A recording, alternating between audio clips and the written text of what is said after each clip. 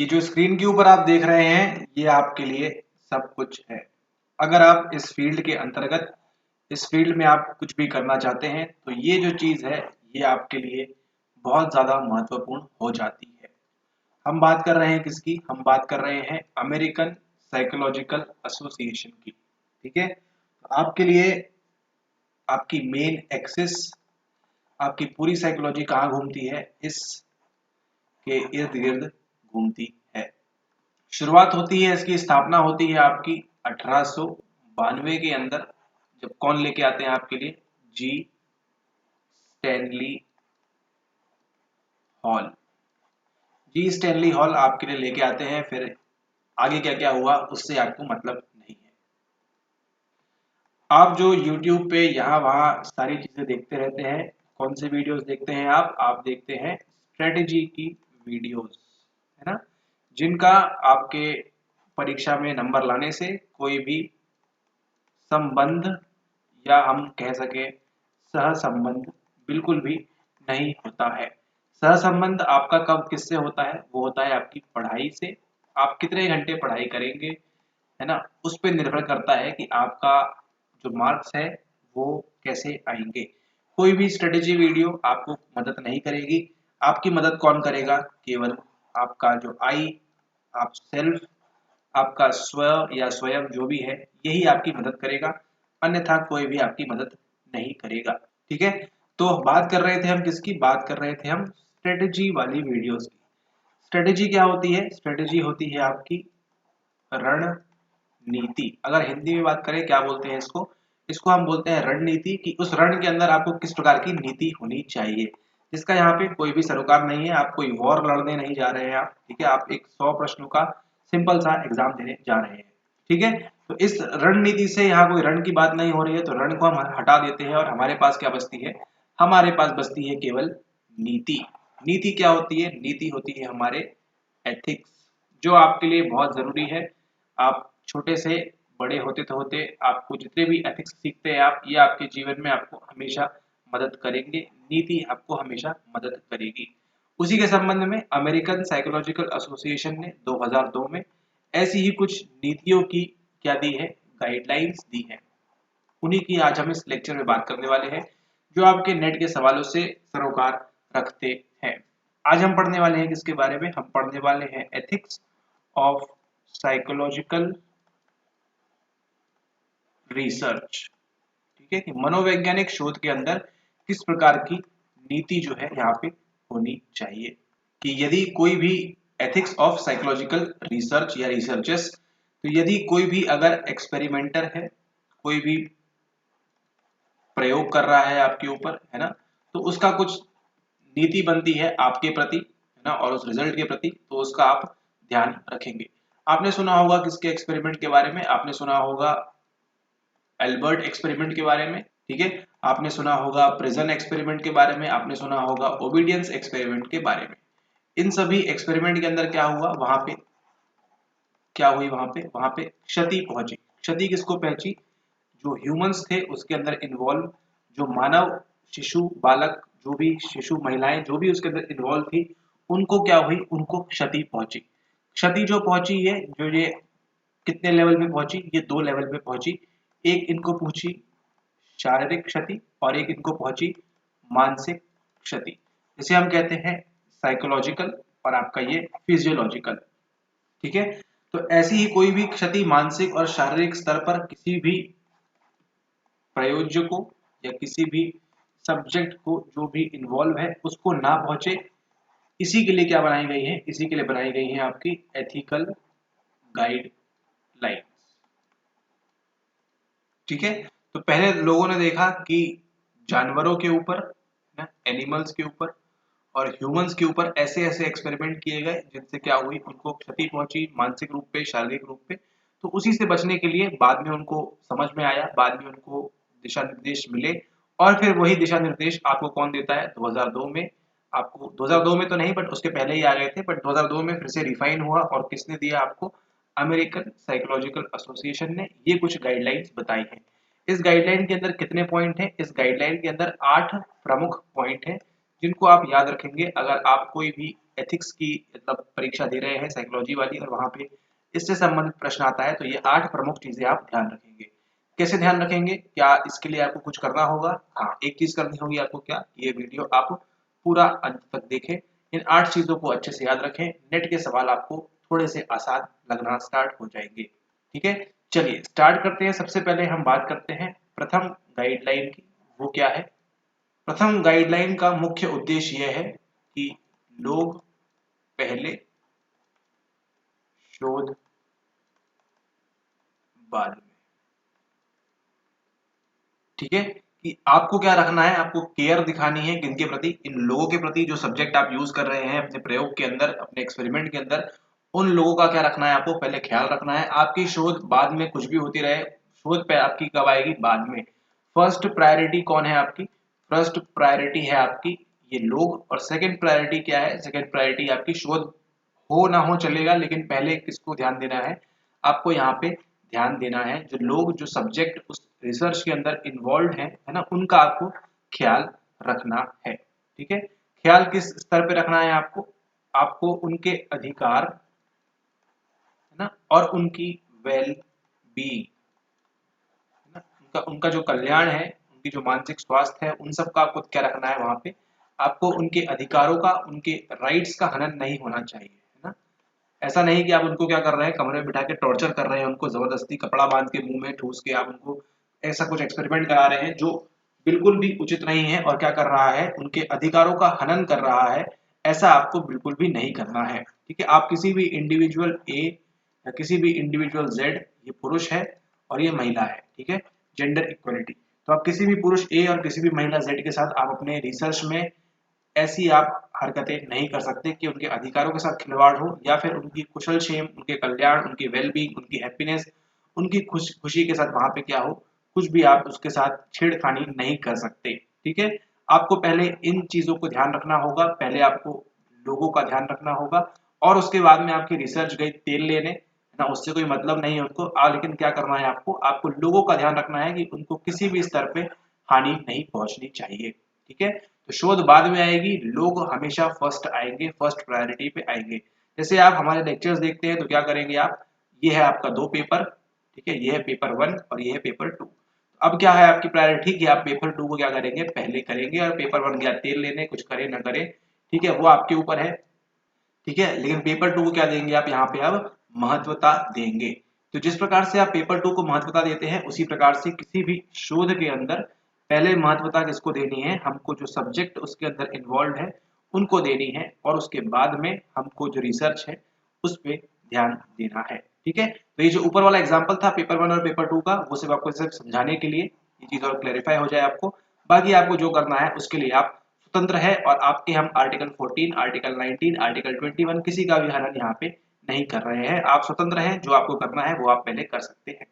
ठीक है, तो ये रही बात प्रमुख नंबर 1। अब चलते हैं हम बात नंबर 2 के ऊपर, गाइडलाइन नंबर 2 के ऊपर। गाइडलाइन नंबर 2 ये कहती है कि आपके जो पार्टिसिपेंट्स हैं, आपके जो प्रतियोगी हैं, है ना, उनको क्या होना चाहिए, उनको सूचित किया जाना चाहिए, है ना, कि वो क्या कर रहे हैं, कि इस प्रतियोगिता में, प्रतियोगिता नहीं, इस एक्सपेरिमेंट के अंदर क्या कर रहे हैं, वो इस एक्सपेरिमेंट में वो भाग ले रहे हैं, उनकी सहभागिता है इस प्रयोग के अंदर, ऐसा उनको बताना जरूरी होता है। ठीक है, और ऐसा इस प्रकार से बताना चाहिए कि उनको क्या होना चाहिए, उनको अंडरस्टैंड, उनको समझ में आना चाहिए कि उनके साथ इस प्रयोग के अंदर क्या होने वाला है। ऐसा ये मतलब नहीं है कि आप उसके अंदर क्या क्या करने वाले हैं वो सब आपको बताना है, लेकिन आपको केवल, मान लीजिए ये 10 लोग यहाँ पे खड़े हुए हैं, ठीक है, यहाँ पे 1 से लेके ये 10 लोग खड़े हुए हैं, और यहाँ पे मान लीजिए आप ये रिसर्चर हैं, ठीक है, ये आपके पास आएंगे, मतलब आप इनके पास जाएंगे, जैसा भी करना है, तो उसका क्या करना होगा, आपको इनको बताना होगा कि ये सब लोग किसमें पार्ट लेने वाले हैं, ये सब एक एक्सपेरिमेंट के अंदर पार्ट लेने वाले हैं, आपको इस तरह से कराया जाएगा, वो सब नहीं बताना है, लेकिन फिर भी ये उनको मालूम होना चाहिए कि उनके साथ जो भी होगा वो क्या है, वो एक प्रयोग का हिस्सा है। ठीक है, तो ये जो 10 लोग हैं यहाँ इस एक्सपेरिमेंट के आने के अंदर, उनको ये जानकारी रहेगी, उनको ये क्या रहेगा, उनको ये इन्फॉर्म्ड डिसीजन, है ना, उनको इस फैसले के बारे में मालूम रहेगा कि उनका फैसला जो है इस एक्सपेरिमेंट में आने का है या नहीं, उनको ये बताया जाएगा कि आप किसका भाग होंगे, आप एक एक्सपेरिमेंट का भाग होंगे, ठीक है। और मान लीजिए किसी रिसर्च के अंदर अगर किसी बच्चे को लिया जाना है ना, या छोटे बच्चों को, शिशु को लिया जाना है, तो उसमें क्या करना होगा, उनके जो माता पिता हैं, उनके जो पेरेंट्स हैं या गार्जियन जो भी हैं, उनको यहाँ पे सूचित किया जाना जरूरी होता है, ठीक है। ओके, तो बात करते हैं हम जो आपका आया था एक्सपेरिमेंट जिम्बार्डो वाला, है ना। जिम्बार्डो एक्सपेरिमेंट में क्या हुआ, mister Zimbardo, Philip Zimbardo, doctor Philip Zimbardo यहाँ पे बैठे थे और उनके सामने यहाँ पे 1 2 3 4 5 6 उनके सामने ये 6 लोग आते हैं। तो क्या करते हैं वो, इन 6 लोगों को बताते हैं कि आप लोग क्या करने वाले हैं, आप लोग एक एक्सपेरिमेंट के अंदर, एक प्रयोग के अंदर आप भाग लेने वाले हैं। उनको बताया जाता है कि इसमें आपके साथ क्या क्या होगा, ठीक है। क्या क्या होगा इन द सेंस, ऐसा नहीं कि क्या क्या करेंगे पर डे का उनको बताया जाता है, पर उनको बताया जाता है कि आप जो भी होंगे, एक एक्सपेरिमेंट का, एक प्रयोग का आप यहाँ पे क्या होंगे, आप यहाँ पे हिस्सा होंगे। उनको इस जानकारी सूचित की जाती है। उसके आधार पे फिर ये जो लोग थे अपने विवेक के आधार पे अंदर जाएंगे और फिर जो भी होगा उसके लिए ये जिम्मेदार होंगे, ठीक है। पूर्णतः नहीं, बट हाँ फिर भी। और बाकी जो बातें हैं आगे अभी हम करने वाले हैं। और मान लीजिए अगर यहाँ पे हमको देखते हैं अंध स्टडी या अंध अध्ययन की बात होती है, ब्लाइंड स्टडी की, चाहे वो सिंगल हो चाहे वो डबल ब्लाइंड स्टडी हो, कोई भी स्टडी हो, उसमें भी क्या करना होता है। इन स्टडीज में तो ऐसा होता है ना कि मालूम नहीं कौन एक्सपेरिमेंटल ग्रुप में जाएगा और कौन कंट्रोल ग्रुप के अंदर जाएगा, है ना। तो उनको बताया जाता है कि आप जो है किसी भी ग्रुप का आप हिस्सा हो सकते हैं। वो जो 6 पार्टिसिपेंट आए हैं उनको ये नहीं बताया जाएगा कि आप क्या बनेंगे, आप जेलर बनेंगे या आप कैदी बनेंगे, ठीक है। उनको ये कहा जाता है कि आप हिस्सा होंगे। अब किस में जाएंगे, आप शायद जेलर भी बन सकते हैं और आप कैदी भी बन सकते हैं। लेकिन जिम्बार्डो जी चालाक थे, उन्होंने ऐसी बातें कुछ भी नहीं की थी। ये आपको केवल समझाने के लिए है, ठीक है। जैसा बताना होता है लेकिन उन्होंने नहीं बताया था, इसीलिए क्या हुआ, बाद में हमको ये गाइडलाइंस वगैरह देखने को मिलती हैं। तो ये थी आपकी बात नंबर 2। अब चलते हैं हम गाइडलाइन नंबर 3 के ऊपर। बात नंबर 3 ये होती है कि जो आपका डिसेप्शन है, जो आपका क्या है, जो आपका एक प्रकार से छलावा है ना, वो क्या होना चाहिए, मस्ट बी जस्टिफाइड। ये कैसा होना चाहिए आपका छलावा जो है, ये तर्क संगत होना चाहिए, ठीक है। मान लीजिए आपको जो 6 एक्सपेरिमेंटर आए हैं, एक्सपेरिमेंटर नहीं, 6 सब्जेक्ट जो आए हैं, आपके पार्टिसिपेंट जो आए हैं आपके प्रयोग में, आपको क्या करना है, उनके ऊपर एक मेमोरी टेस्ट करना है, ठीक है। लेकिन अगर आप उनको पहले ही क्षण में बता देंगे कि आपके साथ क्या होने वाला है, मेमोरी टेस्ट होने वाला है, तो शायद वो पहले से प्रिपेयर हो जाए और जो आपकी रिसर्च का, आपके जो शोध का मेन हिस्सा था, है ना, उसमें आपको जो रिजल्ट मिले वो आपको कॉन्फिडेंट प्रतीत ना करें, आपको वो अच्छे ना लगे, ठीक है। हो सकता है कि वो सोचेंगे कि हमारी मेमोरी इंप्रूव हो रही है, हमारा मेमोरी का टेस्ट होने वाला है, ठीक है। तो हो सकता है कि आपकी जो स्टडी है वो कंप्लीटली कार्य ना कर पाए, है ना। तो क्या करना होगा आपको, यहाँ पे उनके साथ एक डिसेप्शन करना होगा, यानी कि छलावा यहाँ पे करना होगा। तो ऐसे ही छलावे की बात करें कहाँ देखने मिलती है, हमको देखने मिलती है ओबीडियंस वाले एक्सपेरिमेंट के अंदर, ठीक है। ओबीडियंस वाले एक्सपेरिमेंट में क्या होता है, पहले उनको बताया नहीं जाता है कि शॉक लगने वाला है या नहीं, वो तो अंदर शॉक देते रहते हैं। लेकिन जब बाद में एक्सपेरिमेंट ओवर हो जाता है, जो पार्टिसिपेंट था उनको डॉक्टर है वहां पे, वो आके बताते हैं कि देखिए आपने जो शॉक दिया है वो आदमी सामने जीवित होकर आ चुका है, ठीक है, वो तो बिल्कुल भी क्षति नहीं पहुंची है, ठीक है। तो यहाँ पे क्या हुआ, एक प्रकार से छलावा था वहां पे। उसको ये लग रहा था पार्टिसिपेंट को कि क्या कर रहा हूँ मैं, अंदर शॉक दे रहा हूँ, है ना, जिसकी वजह से उसको काफी मानसिक प्रताड़ना का सामना करना पड़ा। लेकिन बाद में उनको बता दिया जाता है कि आपके साथ देखिए जो सब्जेक्ट था हमारा अंदर जो बैठा था वहां पे इलेक्ट्रिक शॉक वाले, उनको कुछ भी नहीं हुआ, वो स्वस्थ हैं। तो ये क्या करना होता है, जो छलावा था उसको बताना होता है बाद में, एक्सपेरिमेंट खत्म होने के बाद, ठीक है। और आपको क्या करना है, उसको जस्टिफाई करना है कि देखिए हमारी शोध के लिए, हमारी स्टडी के लिए जरूरी था, इसलिए आपके साथ ये छलावा किया गया। तो ये शोध जो है, छलावा कैसा होना चाहिए यहाँ पे, तर्क संगत होना चाहिए, ठीक है, ताकि आपकी जो स्टडी है उसमें आपको सक्सेस मिले और जो सामने वाला व्यक्ति है उसको भी थोड़ा गंभीर अपराध बोध वहां पे ना हो, ठीक है। अब चलते हैं हम बात नंबर 4 के ऊपर, गाइडलाइन नंबर 4 के ऊपर। वो क्या है, वो है वहां पे आपकी विड्रॉल। विड्रॉल या आपके बैंक खाते से पैसे विड्रॉल की बात नहीं हो रही, बात यहाँ पे हो रही है कि जो सब्जेक्ट है, सॉरी सब्जेक्ट मतलब जो पार्टिसिपेंट है, वो क्या कर सकता है, कभी भी विड्रॉ कर सकता है आपकी रिसर्च से, है ना। उसको मान लीजिए कुछ भूख लगी है, उसको खाना खाने जाना है ना, या फिर उसको कुछ भी समस्या हो रही है, तो क्या कर सकता है, कभी भी वो विड्रॉल ले सकता है, ठीक है।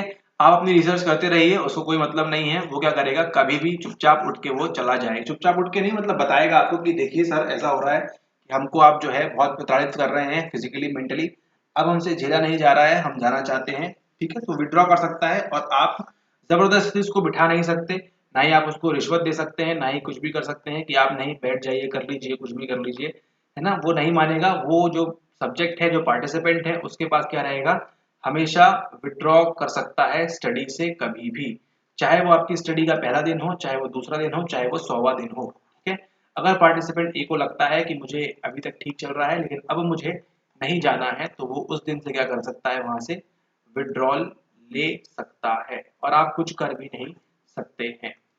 ठीक है, तो ये है आपकी कौन सी गाइडलाइन नंबर 4। ठीक है, तो यहाँ पे जो शोध करता है क्या करना होगा, उनको रिलीज करना होगा। ठीक है, भले ही उनको बाद में फिर से नए पकड़ के लाने पड़े पार्टिसिपेंट, नए सब्जेक्ट लाने पड़े, लेकिन क्या करना होगा, उनको वहां से रिलीज करना होगा, उनको छोड़ना आवश्यक है। ठीक है, ओके, अब चलते हैं हम आपकी नंबर 5 वाली गाइडलाइन पे। वो क्या है, वो है आपकी रक्षा होनी चाहिए उनकी। ठीक है, अगला सवाल किससे है आपकी, अगली जो गाइडलाइन है किससे संबंधित है, आपकी रक्षा से संबंधित है कि उनको प्रोटेक्शन चाहिए होगा, प्रोटेक्शन फ्रॉम रिस्क, किसी भी दुर्घटना या किसी भी दुर्घटना से क्या चाहिए, उनको रक्षा चाहिए होगी। ठीक है, मान लीजिए आप अपनी रिसर्च में क्या कर रहे हैं, उनको जो सब्जेक्ट पार्टिसिपेंट है उनको क्या क्या दे रहे हैं आप, उनको आप इलेक्ट्रिक शॉक दे रहे हैं, विद्युत आवेग, विद्युत झटके आप उनको दे रहे हैं। ठीक है, तो इससे क्या होगा, इससे उनको नुकसान हो सकता है, उनकी मृत्यु हो सकती है, कुछ भी हो सकता है। तो वो आपको सब ऐसे इक्विपमेंट रखने होंगे वहां पे कि आप क्या कर सके, तुरंत उनकी प्रोटेक्शन रख सके, तुरंत उनकी जांच वगैरह कर सके, उनका स्वास्थ्य को ठीक ठाक रख सके आप। ठीक है, इसको भी क्या करना होगा, आपको बताना होगा कि देखिए आपको इस रिसर्च के अंदर क्या होंगे, आपको झटके भी लग सकते हैं। ठीक है, उनको बताना होगा पहले ही, उसके बाद ही वो अपनी सहमति देंगे कि रिसर्च के अंदर आने की या नहीं आने की। ठीक है, तो उनको बताना होगा कि देखिए आपको झटके लगेंगे, उसके लिए हमने ये सुविधा रखी है कि आपके साथ कोई भी हानि नहीं होगी। ठीक है, तो जो रिस्क है, रिस्क फैक्टर जो है उनको पूरा कंप्लीटली वहां पे बताना होगा। ठीक है, अगर आपको कुछ लगता भी है तो हम ऐसा करेंगे, आपको फर्स्ट एड देंगे, मेडिसिन देंगे, ये सारी बातें वहां पे आपको बतानी होंगी। ओके, अब चलते हैं हम कहाँ पे, आपकी चलते हैं गाइडलाइन नंबर 6 के ऊपर। इसमें क्या है कि आपको क्या करना होगा, आपको डी ब्रीफिंग द पार्टिसिपेंट्स। ठीक है, आपके रिसर्च के अंदर, आपके प्रयोग के अंदर जो भी कौन है, आपके पार्टिसिपेंट हैं, जो भी आपके प्रयोज्य हैं, उनको साथ क्या करना होगा, आपको उनको डीब्रीफ करना होगा, यानी कि आपकी जो स्टडी है, आपका जो अध्ययन है, उसके बारे में आपको बताना होगा कि आप क्या अध्ययन करना चाहते हैं, क्या उसकी विषय वस्तु है, उसके बारे में आपको उनको जानकारी देनी होगी, और साथ ही साथ आप रिजल्ट क्या एक्सपेक्ट कर रहे हैं वो भी आपको बताना होगा। ठीक है, तो मान लीजिए आप एक रिसर्च कर रहे हैं, आप एक रिसर्च कर रहे हैं कि क्या, कि काजू बर्फी। ठीक है, काजू बर्फी खाने से क्या होता है, स्मृति में सुधार होता है। ठीक है, काजू बर्फी खाने से स्मृति में सुधार होता है, और ये आए हैं आपके पास 1 2 3 4 5 6 7, ये 7 लोग आए हैं आपके पास, और आप क्या करेंगे, उनको उनको यहाँ पे आप डीब्रीफ करेंगे, अपनी स्टडी के बारे में बताएंगे कि देखिए आप सातों लोग जो है, सत्ते पे सत्ता, हम क्या करने वाले हैं, हम आपको, हमारी जो अध्ययन है वो ये है कि हम काजू बर्फी और स्मृति पे फर्क पड़ेगा, ऐसा इतना नहीं बताते हैं, बट समझ जाइए ऐसा कुछ होता है। ठीक है, कि बताना पड़ता है कि हम किस पे अध्ययन कर रहे हैं, स्मृति के ऊपर हम अध्ययन कर रहे हैं। ठीक है, हम ये चाहते हैं कि किस तरह से लोगों की स्मृति में इजाफा होता है। ये नहीं बताएंगे आप कि काजू बर्फी खाने से आपकी स्मृति में इजाफा होता है, लेकिन आप ये बोलेंगे कि हम ये देखना चाहते हैं कि लोगों की स्मृति में किस प्रकार से हम काम करती है, किस प्रकार से लोग याद रखते हैं चीजों को, इस प्रकार से आप बताएंगे। और आप ये बताएंगे हम देखना चाहते हैं स्मृति में क्या क्या फर्क पड़ता है ना, इसके लिए हमने कुछ क्वेश्चन वगैरह डेवलप किए हैं, इस प्रकार इतना आप बोल सकते हैं। ठीक है, ऐसा होता नहीं है, लेकिन आप इतना आप बोल सकते हैं, बस इतनी आपको छूट होती है, और आपको ये पार्टिसिपेंट को बताना होता है।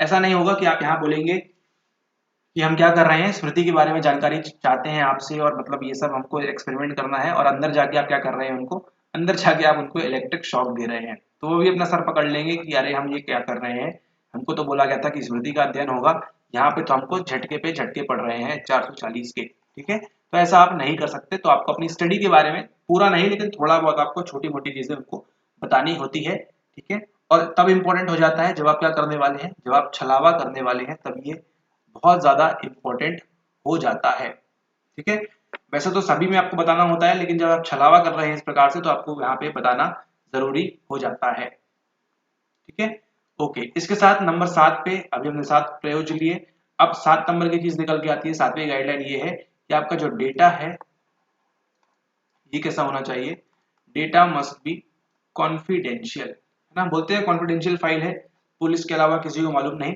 ऐसा ही ये जो डेटा है कि आप किसने कौन से सब्जेक्ट ने क्या किया, किसने क्या किया, ये जो सारा जो डेटा है ये भी कैसा रहना चाहिए, ये भी कॉन्फिडेंशियल रहना चाहिए।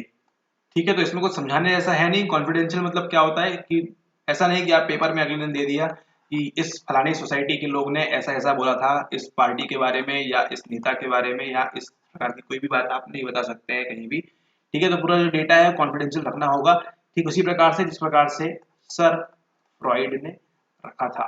उन्होंने अपनी किताबों में जितनों का भी जिक्र किया है सबके नाम जो थे वो कैसे थे, वो सब काल्पनिक नाम थे, है ना, सबका काल्पनिक नाम उम्र उन्होंने सब चेंज करके वहां पे बताया था कि क्या हो, जो भी लोग रियल पर्सन है उनको ये ना लगे कि उनकी कहानी जो है यहाँ पे प्रस्तुत कर दी गई है। ठीक है, ओके, तो इसी के साथ हम मूव करते हैं हमारे आज के लास्ट और एथिकल गाइडलाइन जो हमको दी गई है उसके लास्ट पॉइंट के ऊपर। मेनली वो ये है कि यदि आपकी शोध में या आपके एक्सपेरिमेंट में या आपकी रिसर्च में कुछ भी अगर क्या होती है, अगर हानि होती है, कुछ भी हानि होती है, किसको होगी, आपको, आपको हो जाए, लेकिन जो पार्टिसिपेंट है, जो प्रतियोगी है, उसको कोई भी हानि नहीं होनी चाहिए, है ना। और मान लीजिए अगर हो भी जाती है कुछ हानि, है ना, तो क्या करना होगा, उसके लिए जिम्मेदार कौन है, जिम्मेदार, जिम्मेदार कौन है, जो रिसर्चर है, जो शोध करता है, जो ये सब चीजें कर रहा है ना, वो इनके लिए पूरी तरह जिम्मेदार है। और ऐसा नहीं है कि जिम्मेदार है तो उसको जेल हो जाएगी, ऐसा नहीं है, मतलब उनको ठीक करने के लिए और जो प्रतियोगी हैं उनकी देखभाल करने के लिए, उनको ठीक करने के लिए, उनके ऊपर जो भी इम्पैक्ट पड़ा है उससे बाहर उबरने के लिए क्या करना होगा, इनको मदद करनी होगी उनकी। ठीक है, तो कई बार ऐसा हो जाता है रिसर्च के अंदर कि क्या होता है, सारी चीजें कंट्रोल करता है रिसर्चर, लेकिन फिर भी कुछ ना कुछ किसी ना किसी वजह से अगर प्रतियोगी को कुछ समस्या का सामना करना पड़ता है तो क्या करना होगा उसको, वो जो रिसर्चर है वो उसकी देखभाल करेगा, उसकी टेक केयर करेगा कि वो फटाफट जो है उस चीज से जो भी वो भुगत रहा है उससे क्या हो, उससे वो बाहर निकल सके। ठीक है, तो जो भी इस रिसर्च के दौरान, इस रिसर्च के माध्यम से जो भी इनको हानि हो चुकी है उसका क्या करेगा, ये भरपाई करेगा ताकि वो जल्दी से बाहर आ जाए। ठीक है, ऐसा नहीं कि अगर मान लीजिए रिसर्चर है, इसकी आदत ही थी क्या, जुआ खेलने की, ठीक है, इसकी आदत थी जुआ खेलने की, लेकिन अब क्या कर रहा है, ये जुए में खेलते खेलते ये उसने ऐसा नाम दे दिया कि कितना हार गया, ये $10,000 हार गया। ठीक है, और ये ऐसा आके बोल देगा कि मैं रिसर्चर की वजह से हार गया। ठीक है, तो यहाँ पे वो मदद नहीं कर पाएगा, केवल रिसर्च के दौरान अगर कुछ हानि होती है तो उसके लिए यहाँ पे वो जिम्मेदार होंगे एंड उनके लिए क्या करेंगे, वहां पे वो टेक केयर करेंगे। ठीक है, उनकी जो भी देखभाल है ताकि तुरंत वो बाहर से निकल आ सके उस चीज से जो भी वो समझ रहे हैं। बस इतना ही है, ये 8 पॉइंट आप ध्यान रख लीजिए, 8 से लेके 1 तक, इनको आप अच्छे से याद रखेंगे कि इसके अंदर क्या आता है ना। डीब्रीफिंग करनी है, पार्टिसिपेंट को बताना है, इलेक्ट्रिक शॉक के बारे में बताना है कि देखिए आपके लिए सब इक्विपमेंट वगैरह रखे हुए हैं, इसमें आपको रिस्क भी हो सकती है उसको भी बताना है। ठीक है, ये सारी चीजें क्या करनी होती है, आपको बतानी होती है। अब इस गाइडलाइंस की, इन एथिकल गाइडलाइंस की, इन नीतियों की आवश्यकता क्यों पड़ी, क्योंकि कुछ साइंटिस्ट, कुछ रिसर्चर ऐसे हो गए जिन्होंने क्या किया, जिन्होंने पीपल, लोगों को नुकसान पहुंचाया, एनिमल्स को नुकसान पहुंचाया। ठीक है, अगर आप इस तरह के एक व्हील में, यहाँ पे इस प्रकार से, ये एक, मान लीजिए ये चूहा है, ठीक है, चूहा जो है इस प्रकार से यहाँ सुबह शाम 24 घंटे दौड़ रहा है ना, तो ये अच्छी बात नहीं है ना, गलत बात है ये कि बेचारा चूहा है, कुछ बोल नहीं पा रहा है, तब क्या कर रहे हैं, उसको आप 24 घंटे उसको दौड़ा रहे हैं, और मान लीजिए गलती से अगर वो गिर जाता है तो यहाँ नीचे पानी भरा हुआ है, ठीक है, तो अगर उसकी नींद लग जाती है तो फिर से वो कहाँ चला जाता है, पानी में चला जाता है। पानी में चला जाएगा तो बट ऑब्वियस बात है किसी की भी नींद खुल जाएगी और वो क्या करता है, फिर से दौड़ने स्टार्ट कर देता है, क्योंकि उसको मालूम है कि अगर क्या किया उसने, दौड़ना स्टॉप किया तो फिर से वो पानी के अंदर चला जाएगा। ठीक है, तो यहाँ पे जो एथिक्स है किसी भी जीव के लिए, वो सब क्या होते हैं, यहाँ पे उनको हानि पहुंचाते हैं, उनको नुकसान पहुंचाते हैं।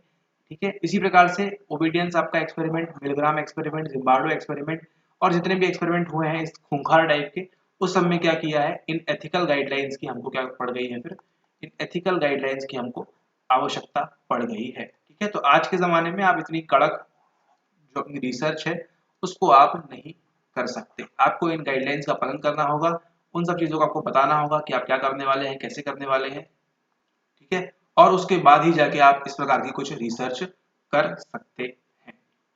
ठीक है, ओके, तो इस लेक्चर के लिए इतना ही। मिलते हैं आपसे अगले लेक्चर में। जल्द ही आपको कुछ मालूम पड़ेगा कि आपका नेट का कब होने वाला है एग्जाम। ठीक है, इस लेक्चर के लिए इतना ही। इस चीज को अच्छे से नोट कर लें, सवाल आपको मिल सकता है 2023 जून में भी। ठीक है, तो उसके लिए इन गाइडलाइंस को अच्छे से पढ़ लें। छोटा सा टॉपिक है लेकिन एक सवाल आपको मिल जाएंगे तो आपको 2 नंबर आपके पके पकाए आपको मिल जाएंगे बिना कम एफर्ट में, है ना। कम एफर्ट में 8 गाइडलाइंस अच्छे से याद कर लीजिए, एक आध सवाल तो आपको कंफर्म फंसता ही फंसता है हर बार में। ठीक है, तो इसका आप ध्यान रखें। और अगर आप चैनल पे वीडियो पहली बार देख रहे हैं तो इसको बिल्कुल मत करिए, ये तो बिल्कुल मत करिए, और ये भी मत करिए। ठीक है, आप क्या कर सकते हैं, ये सब मत करिए, आप कर लीजिए एक चीज, वो क्या है, वो है आप यहाँ पे ज्वाइन कर सकते हैं। ताकि क्या मिलेगी आपको, जो अपडेट्स वगैरह हैं, फास्ट फॉरवर्ड अपडेट। अपडेट मतलब ऐसा है कि आपका लेक्चर 15 मिनट में शुरू होने वाला है, 1 बजे लेक्चर होगा, 3 बजे लेक्चर होगा। जो भी जानकारी है वो सब कहाँ मिलेगी आपको, इस चैनल के माध्यम से वहां पे मिल जाएगी। ठीक है, और बाकी जो सारी चीजें हैं वो आप यूट्यूब पे देख ही सकते हैं। ठीक है, ओके, और इसी के साथ अगर आप थोड़ा सा प्रमोशन कर देते हैं, बाकी आपको जाना है तो जा सकते हैं, कोई बात नहीं है। जून 2023 के लिए आपका, अगर आप ज्वाइन करना चाहते हैं बैच के अंदर, ठीक है, जून की जो बैच है सारी वीडियोस जो है आपकी कैसी होंगी, रिकॉर्डेड होंगी। तो आप इसको 24 घंटे 7 दिन जब भी आपकी सुविधा अनुसार आप इसको देख सकते हैं। ठीक है, और इसको ज्वाइन कर लीजिए। आप कैसे ज्वाइन करना है, नीचे दिए गए व्हाट्सएप नंबर के ऊपर आपको पहले पेमेंट करनी होगी, एंड देन आपको वीडियोस की लिंक्स जो है टेलीग्राम के माध्यम से या फिर आपको व्हाट्सएप के माध्यम से वहाँ पे प्रोवाइड की जाएंगी। ठीक है, जून 2023 के